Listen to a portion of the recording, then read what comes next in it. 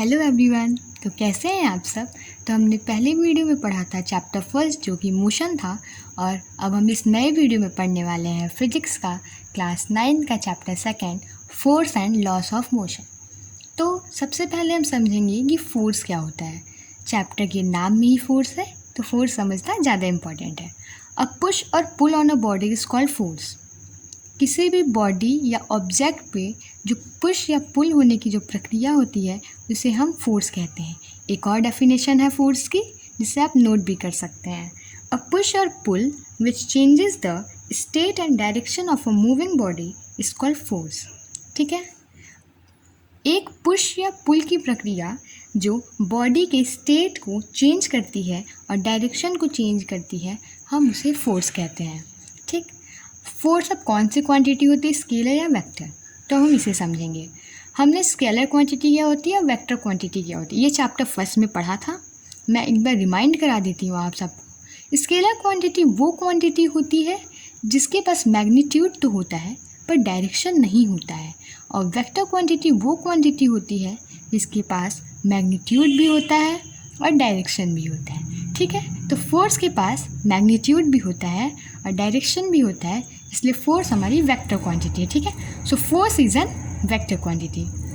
जैसे कि हम एग्जांपल ले सकते हैं, अगर आपको डोर को ओपन या क्लोज़ करना है तो आपको पता होता है कि हम इसे किस डायरेक्शन में मूव कराएंगे कि डोर ओपन होगा या क्लोज़ होगा। ठीक है, सो ये था एग्जांपल। सो फोर्स के बारे में थोड़ा और जान लेते हैं।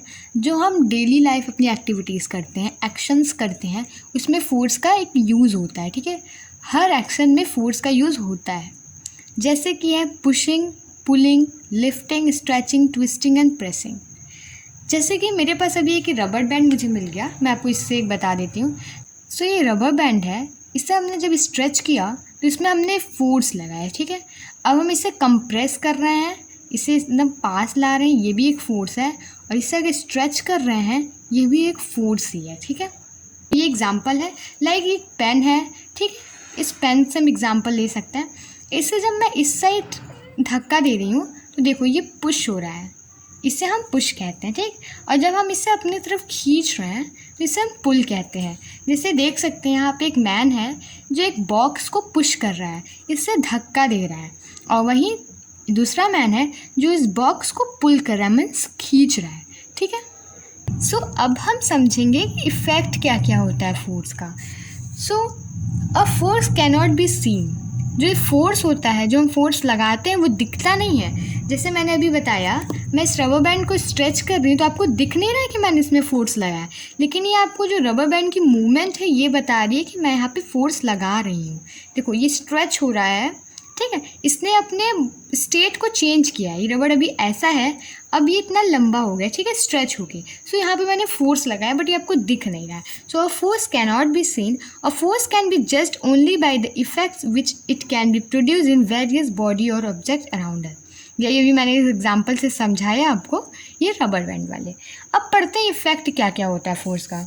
अ force can move a stationary body. Like ये जो मेरा पेन है ये एक स्टेशनरी बॉडी है।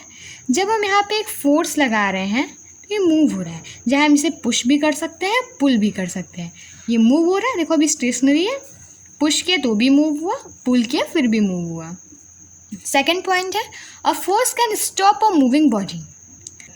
ठीक है, जैसे कि मूविंग कार है, मूविंग कार के सामने आकर उसे रोकना तो नहीं सही है, लेकिन जैसे ये पेन है, ये चल रही है पेन, एक एग्जाम्पल हम ले रहे हैं, पेन ऐसे चलता नहीं है, लेकिन ये पेन है, ये मूव कर रहा है, हमने आगे एक फोर्स लगा दिया। ठीक है, और यहाँ पे ये वॉल ने इसे रोक दिया है। ठीक है, सो ये वॉल भी फोर्स को प्रोड्यूस कर रही है, इसलिए पेन रुक गया। सो फोर्स ने मूविंग बॉडी को क्या कर दिया, स्टॉप कर दिया। अ force can change the speed of a moving body. जो फोर्स होती है वो मूविंग बॉडी की स्पीड को भी चेंज कर सकती है। ठीक, अ force can change the direction of a moving body. जो फोर्स है वो किसी भी मूविंग बॉडी की डायरेक्शन को भी चेंज कर सकती है। अ force can change the shape and size of a moving body. जो फोर्स होता है वो किसी भी बॉडी की शेप और साइज़ को चेंज कर सकता है। अभी हमने एग्जांपल में ही देखा, ये रबर बैंड, इसे हमने स्ट्रेच किया, इसकी शेप और साइज़ चेंज हो गई। पहले इतनी थी, अभी इतनी बड़ी हो गई, साइज़ चेंज हो गई ना, तो ये था फोर्स, ठीक है। जैसे कि जो फोर्स है वो दो टाइप का होता है, ठीक है। एक कॉन्टैक्ट फोर्स होता है, एक नॉन कॉन्टैक्ट फोर्स होता है। कॉन्टैक्ट फोर्स में देखो कौन कौन से फोर्स आते हैं। एक आता है मस्कुलर फोर्स, एक आता है फ्रिक्शनल फोर्स और एक होता है रिएक्शन फोर्स। और नॉन कॉन्टैक्ट फोर्स में होता है ग्रेविटेशनल फोर्स, इलेक्ट्रोस्टैटिक फोर्स और मैग्नेटिक फोर्स। इसके बारे में डिटेल में अभी आपकी में नहीं है, इसे हम हायर क्लासेस में पढ़ेंगे। अभी पढ़ लेते हैं बैलेंस्ड फोर्स क्या होता है और अनबैलेंस्ड फोर्स क्या होता है। आपके नोटबुक में सिर्फ दो टाइप के फोर्स बताए गए हैं, एक है बैलेंस्ड और एक है अनबैलेंस्ड। बैलेंस्ड फोर्स क्या होता है? If the resultant of all the forces acting on a body is zero, the forces are called balanced force, ठीक है। जैसे हम एग्जाम्पल से देखेंगे, ये एक हैवी बॉक्स है जो मूव नहीं कर रहा है, ठीक है। Heavy box does not move. यहाँ पे फोर्स लगा रहा है फ्रिक्शन का, यहाँ पे फोर्स लग रहा है पुश का। मीन्स यहाँ पे कोई मैन खड़ा है जो इस बॉक्स को धक्का दे रहा है और यहाँ से जो फोर्स है फ्रिक्शन का लग रहा है, मतलब उस धक्के को अपोज कर रहा है, ठीक। लाइक मैं इस बॉडी को यहाँ से पुश कर रही हूँ, बट जो ये वॉल है ये इसे यहाँ से आगे ही नहीं बढ़ने दे रहा है। मैं यहाँ से पुश कर रही हूँ बट ये आगे नहीं बढ़ रहा है, तो जो बॉक्स है वहीं पे रखा हुआ है, ठीक। नीचे फोर्स है ग्रेविटी की और ऊपर फोर्स है रिएक्शन का।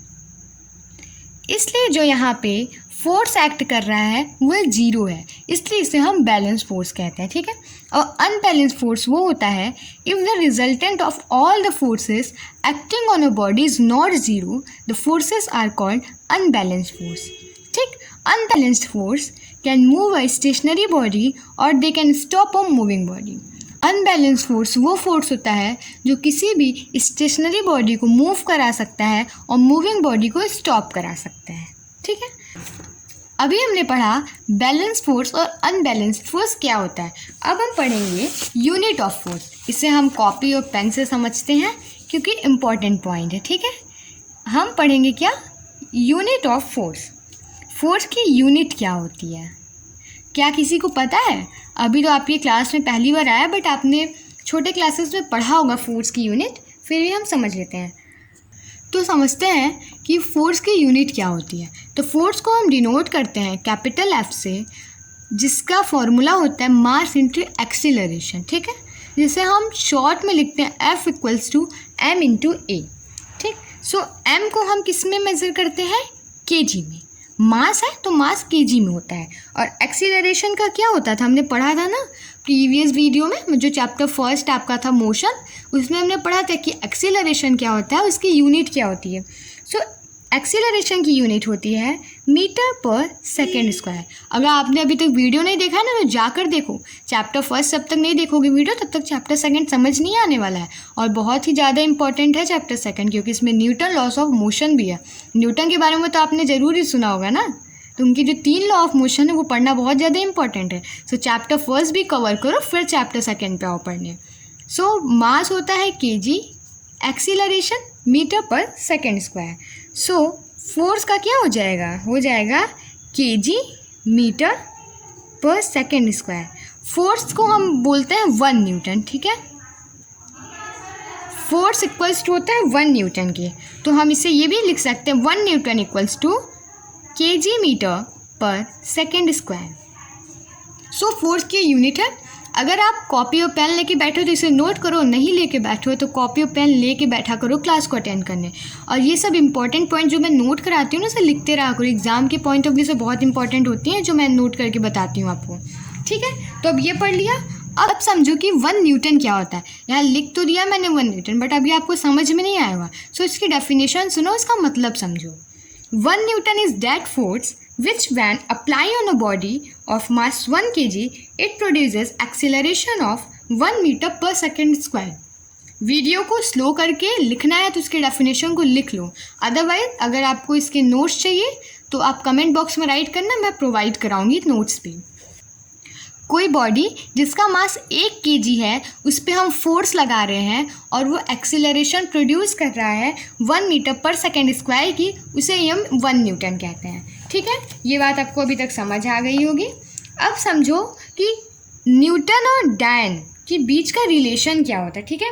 सो फोर्स का जो सीजीएस यूनिट होता है उसे हम डायन कहते हैं, ठीक। अब इसे डायन वो वाला मत समझना, ये फोर्स की सीजीएस यूनिट होती है।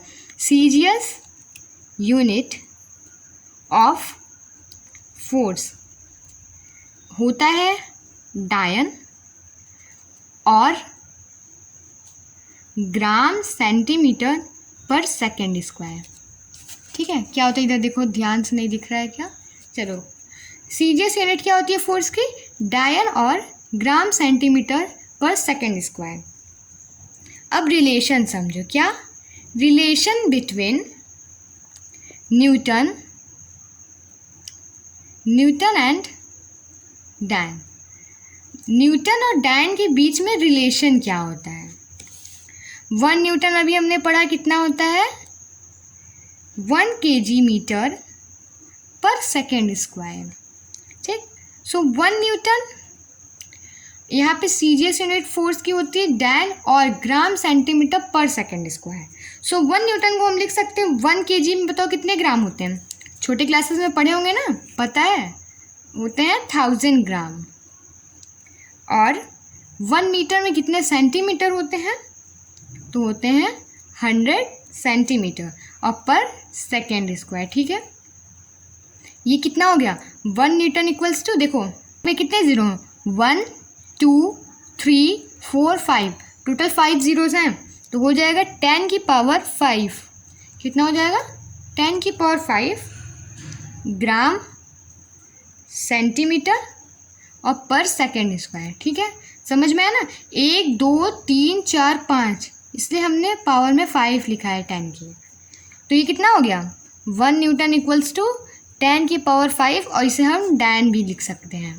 सो ये इंपॉर्टेंट क्वेश्चन है, एमसीक्यू के फॉर्म में कभी कभी एग्जाम्स में पूछ लेते हैं कि 1 न्यूटन कितने डायन के इक्वल होते हैं। सो होता है ये 1 न्यूटन इक्वल्स टू 10 की पावर 5। ठीक है, ये 10 की पावर 5 है। 1 न्यूटन इक्वल्स टू 10 की पावर 5 डायन। ये इंपॉर्टेंट है, नोट करना, नोट करते चलो, बहुत इंपॉर्टेंट पॉइंट्स हैं ये सब।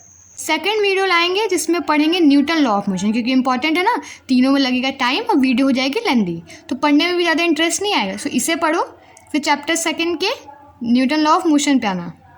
ठीक है, सो लाइन वाइज मैं इसका प्लेलिस्ट भी बना दूंगी, वीडियो को देखते रहना। पहले चैप्टर फर्स्ट कवर, फिर चैप्टर सेकंड, ऐसे कर करके कंप्लीट करो। इस चैप्टर के हमने बेसिक्स पॉइंट को कवर कर लिया है, फोर्स के बारे में सारा। अब हम नेक्स्ट वीडियो में पढ़ेंगे Newton law of motion. Newton के 3 लॉ को पढ़ेंगे हम लोग, तो वो वीडियो बहुत इंपॉर्टेंट होने वाली है, तो उसे देखना मत भूलना। लेकिन उससे पहले बेसिक ज़रूर देख लेना, और जो नोट्स मैंने बनवाया है, कुछ कुछ जो इंपॉर्टेंट पॉइंट्स लिखवाए उसे लिखना, रिवीजन करना। और न्यूमेरिकल्स की वीडियोस भी हम लाएंगे। ठीक है, तो न्यूमेरिकल्स भी करनी है प्रैक्टिस ना, एग्जाम में आते हैं। वीडियो अच्छी लगी तो लाइक करो, शेयर करो, चैनल को सब्सक्राइब करो, और बेल आइकन जरूर दबा देना कि हर वीडियो की नोटिफिकेशन आप तक सबसे पहले पहुँचे। ठीक है, तो बाय बाय, टेक केयर, मिलते हैं नेक्स्ट वीडियो में। Thank you.